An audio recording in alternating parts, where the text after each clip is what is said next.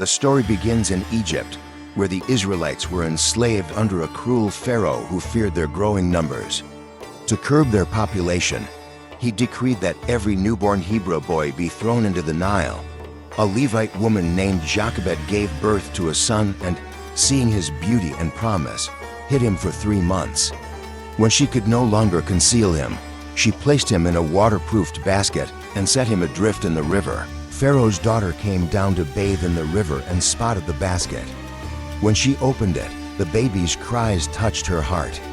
She decided to adopt him and named him Moses, meaning drawn out of the water. Miriam, Moses' sister, who had been watching, bravely approached and suggested a nurse.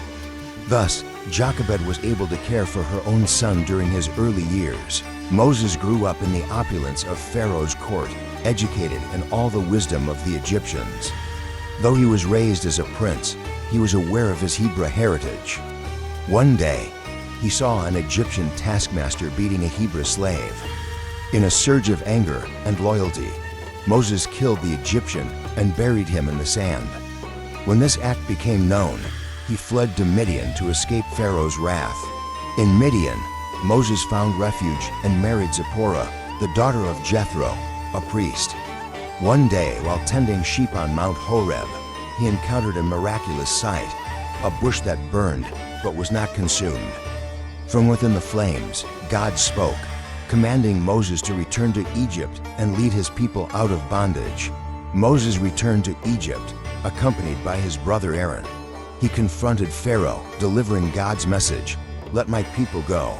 Pharaoh's heart was hardened, and he refused. This began a series of 10 plagues that brought immense suffering to Egypt, each plague a demonstration of God's power over their deities. The Nile turned to blood, frogs invaded every home, gnats and flies tormented the people, livestock perished, and boils afflicted Egyptians. Hail, locusts, and darkness followed. Yet, Pharaoh's heart remained unmoved. The final plague, the death of the firstborn, broke Egypt's will. The Israelites marked their doorposts with lamb's blood, sparing them from the angel of death. Pharaoh finally relented, and Moses led the Israelites out of Egypt, carrying the bones of Joseph as he had requested long ago. They journeyed through the wilderness, guided by a pillar of cloud by day and a pillar of fire by night. The sense of newfound freedom was palpable, but it wasn't long before Pharaoh changed his mind and pursued them with his army. Trapped between the Red Sea and Pharaoh's advancing chariots, the Israelites despaired. But Moses, filled with divine confidence, raised his staff, and the sea parted. The people crossed on dry land, with walls of water towering on either side. When the Egyptians followed, the waters crashed down, destroying their army.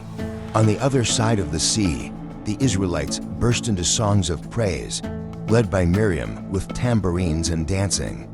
This victory marked a profound moment of liberation and faith.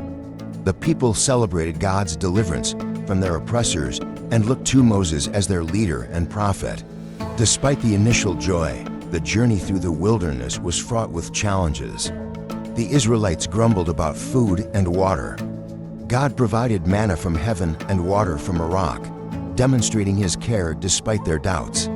Moses, burdened with leadership, mediated between the people and God, receiving the 10 Commandments on Mount Sinai to guide them. While Moses was on the mountain, the people grew impatient and convinced Aaron to make an idol, a golden calf, to worship. When Moses returned, he saw their revelry and was filled with righteous anger. He smashed the tablets and rebuked the people, eventually pleading with God for their forgiveness.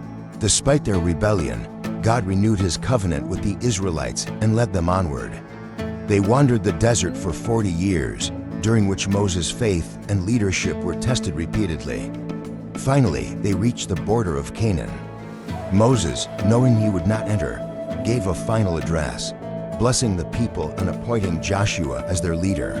Moses' death was marked by reverence. He was buried in Moab, and the Israelites mourned him for 30 days. His leadership, faith, and legacy carried the nation forward, setting the foundation for the future generations to remember and follow God's laws. Thank you so much for watching. I hope you enjoyed this and found it inspiring. If you did, make sure to give this video a thumbs up and leave a comment below. If you're new here and want to hear more stories just like this, don't forget to hit that subscribe button and ring the bell so you never miss an update. We have more amazing content coming your way. Until next time, stay blessed, stay anchored.